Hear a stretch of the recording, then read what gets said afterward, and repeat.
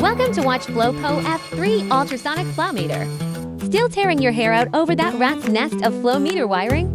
Every connection feels like a nightmare, draining your time, energy, and patience. Isn't it time to put an end to this torture? The Po F3 Ultrasonic Flowmeter can help you solve the problem of complex wiring. Our Po Ultrasonic Flowmeter only needs to be connected to an Ethernet cable, and it can obtain power and data.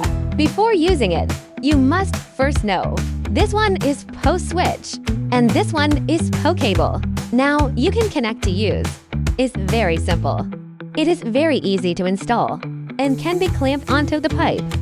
It is compatible with various types of pipes, such as carbon steel, stainless steel, copper pipe, and PVC. May connect via network cable to a Po switch, which links to the internet through a router.